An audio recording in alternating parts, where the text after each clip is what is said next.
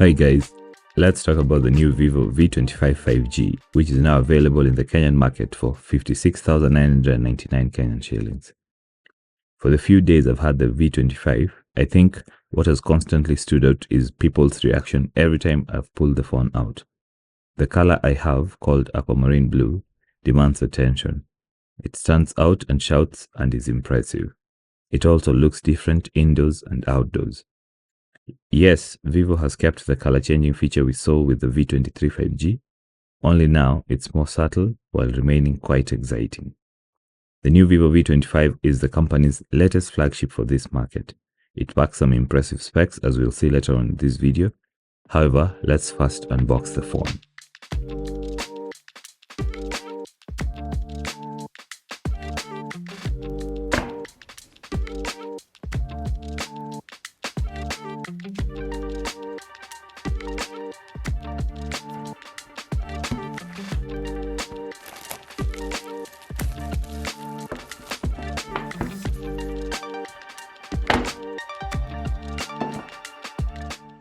Many companies have become very boring in terms of the unboxing experience the customer is getting, since they've removed almost all accessories.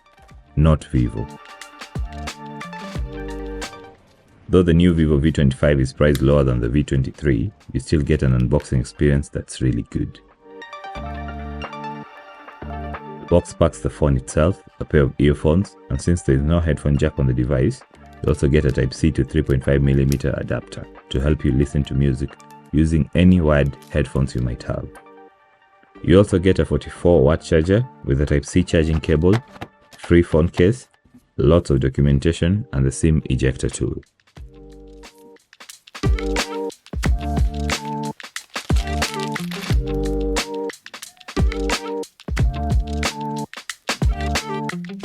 So what are the standout features of this new device?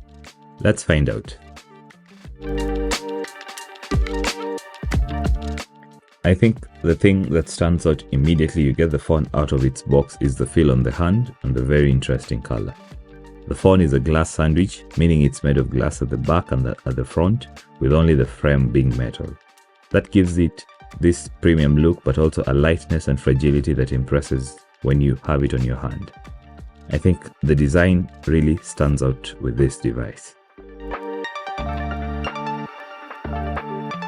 This is the first phone that I've used that's technically offering 16 gigs of RAM. You get 8 gigs of actual RAM, but then, thanks to virtual RAM, which we are seeing a lot of companies do these days, 8 gigs will be drawn from internal storage to give you up to 16 gigs of RAM. And this comes already enabled by default. The device is powered by the Helio Dimensity 900 5G. You get up to 256 gigs of internal storage, and if that's not enough, you also get the option to expand using an external microSD card. Powering the device is a 4500 mAh battery, which supports 44-watt fast charging, getting you up to 60% in like 30 minutes. It will last you over a day of normal use based on my experience. The phone also has NFC support, dual band Wi-Fi, Bluetooth 5.2, and an under-display image sensor that powers the fingerprint scanner. The 6.4-inch AMOLED display is impressive, not only because it refreshes at 90Hz, but also because it is HDR10 Plus certified, with the ability to reach up to 1300 nits of peak brightness. If a compact phone is what you're looking for, this will feel like one, despite packing specs worthy of a larger screen device. I think Vivo has made some significant changes to FunTouch OS now compared to my last time interacting with the skin. It's much smoother, yes, but also very unique and different compared to, say, ColorOS. I think it keeps that feel of stock Android while looking different and nice and refined. I like the customization options you get, from navigation to the always-on display to notifications and much more. My hope is that Vivo offers support for more years for such devices, so that one can be assured of, say, Android 13, 14, and even 15 if possible. I love a clean, almost blotless experience. I think that's what draws me to having a device as my daily driver. FunTouch here is that stable interface with everything in its right place, making you just flow with the phone without needing third-party launchers or third-party apps to bypass, introduce, or avoid certain features. Now let's take a look at the cameras. I'll be showcasing pictures and videos I've taken using the phone during my time with it, and you can pause the video at any moment if you want to take a better look at a photo. There's a 50 megapixel front-facing camera. The most impressive bit, you ask?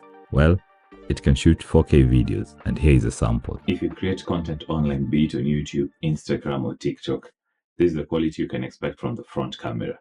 This is also the quality of the microphones straight from the camera. Front camera can shoot 4K, 30 or 1080, up to 60 frames per second. You also get a stabilizer mode and an HDR mode. The selfie camera also supports night mode, portrait mode, slow motion, double exposure modes, and much more. There's also dual view mode, which, as you can now see, allows you to record using both the front and rear cameras at the same time. This can come handy if you're a vlogger, or if you're making a TikTok, or if you're making an Instagram reel or just a story. And that brings us to the rear cameras. 3 different cameras, a 64 megapixel sensor with optical image stabilization, OIS, an 8 megapixel ultra-wide angle lens, and a 2 megapixel lens for macro shots. There are a ton of modes to shoot either photos or videos from. Of course, you'll be spending most of your time on the photo and video mode, the basic dedicated modes. But to have the most fun, do try the vlog movie mode, or the time-lapse mode, or the double exposure modes. Here are samples of pictures I took during the day. Please let me know what you think of these pictures. They're all point and shoot. None has been edited.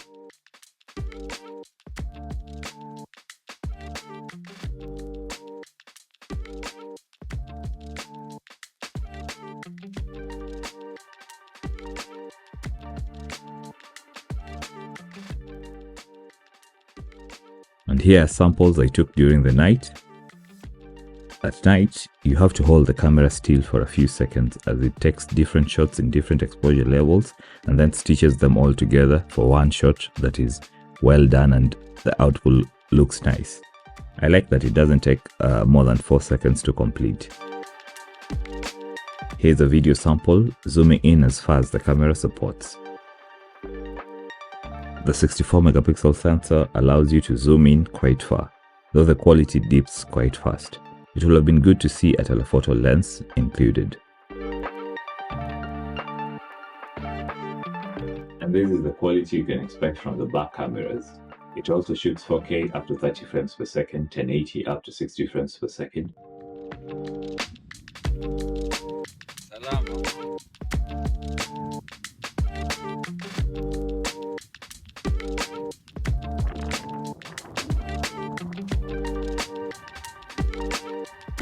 With OIS support, if you're a vlogger moving around with your phone and shooting, your videos won't be too shaky as long as you have ultra steady mode or just normal stabilization mode enabled.